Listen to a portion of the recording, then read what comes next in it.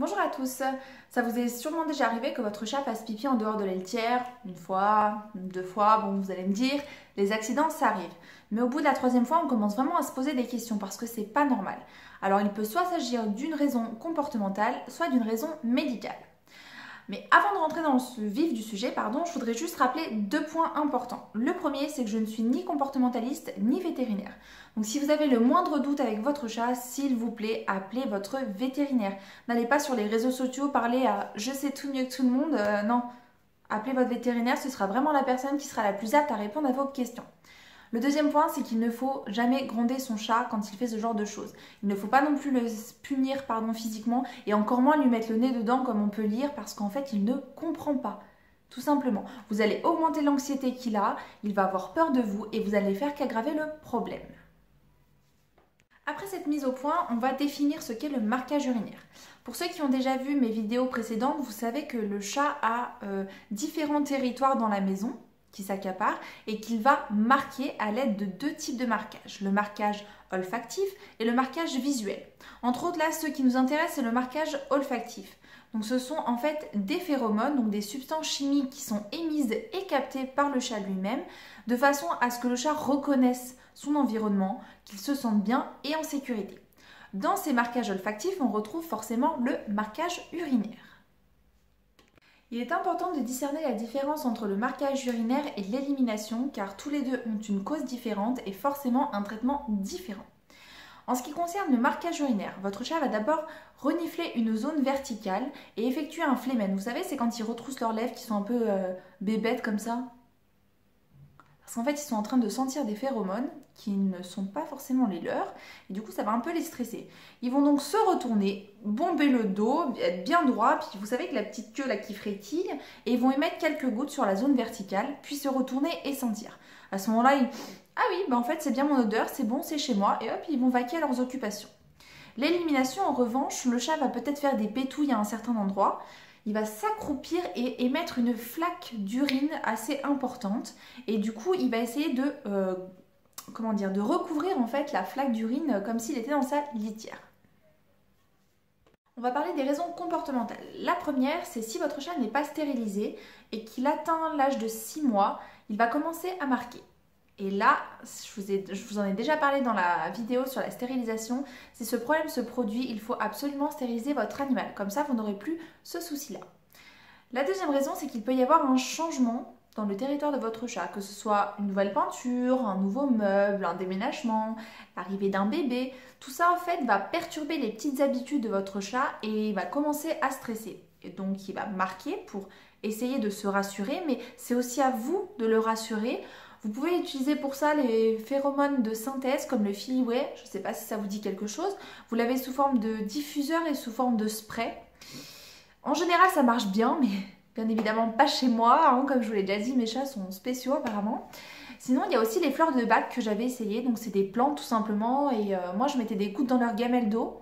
Donc vous en avez pour plein de choses, hein, pour l'agressivité, pour le stress, l'anxiété, etc. Enfin, vraiment, voilà, c'est très très ciblé. Ensuite, il peut s'agir tout simplement d'un changement. Est-ce que vous vous êtes posé la question, est-ce que sa litière était propre? En général, elle est propre. Mais bon, hein, comme je vous l'ai dit précédemment, les chats sont assez maniaques. Donc ça peut venir de ça. Est-ce que la maison de toilette n'est pas devenue trop petite?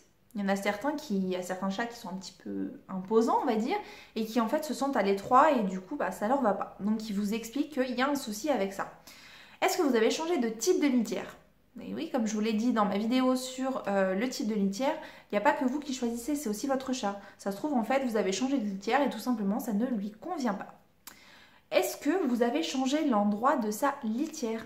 Parce que du coup, dans la salle de bain, ça sentait trop fort. Est-ce que vous les avez mis dans les toilettes? Et ben lui, ça ne lui plaît pas. Voilà, donc il y a tous ces petits changements qu'on ne pense pas forcément, mais en fait, ça peut en être la cause, tout simplement.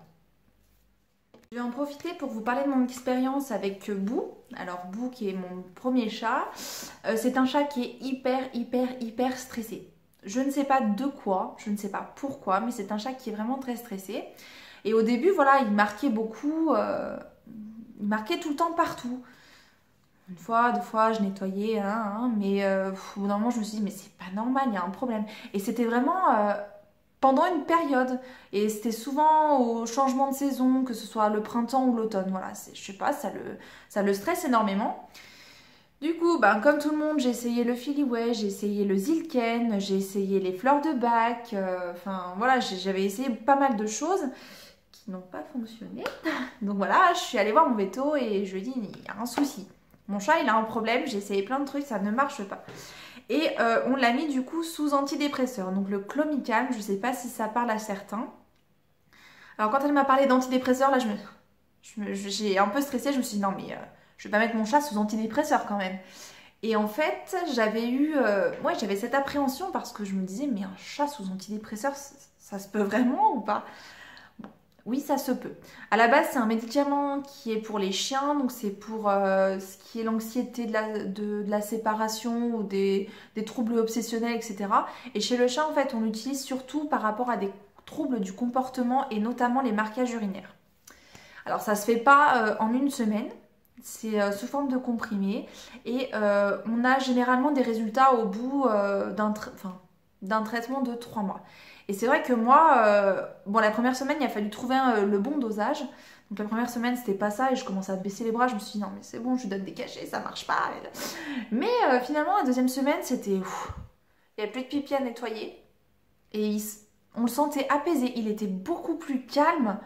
Et là, je me suis dit, waouh, la différence. Et finalement, donc, on a fait un traitement sur 3 mois. Au bout de 3 mois, donc, il était forcément suivi tous les mois chez le vétérinaire. Mais au bout de 3 mois, du coup, on a réduit la dose pour arrêter finalement le traitement. Et bien, du coup, il n'y avait plus de pissou.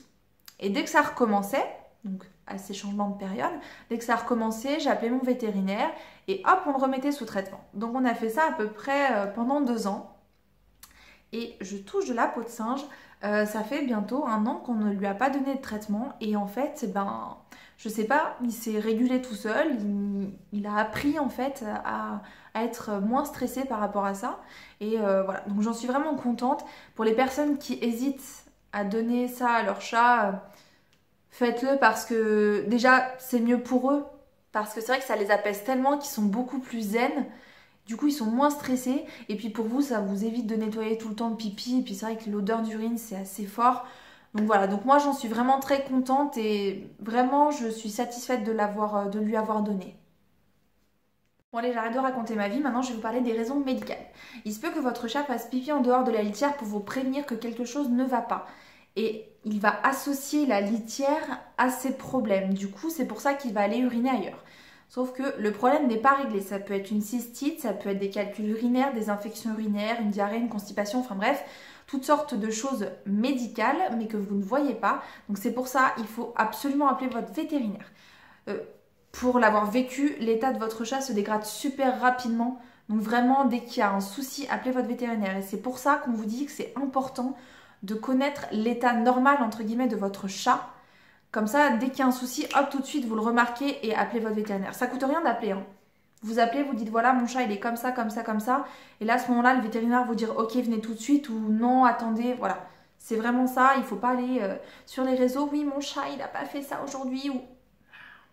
Enfin, franchement, je crois que j'ai un problème avec ça. Je suis désolée. Mais vraiment, pour moi, c'est le vétérinaire qu'il faut absolument appeler en premier. C'est pas les réseaux sociaux. Voilà.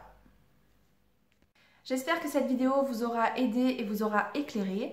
Pour ceux qui ont fait appel à des comportementalistes, j'aimerais bien qu'on puisse échanger là-dessus parce que je suis assez curieuse sur le sujet. Et du coup, je vous dis à bientôt dans une nouvelle vidéo.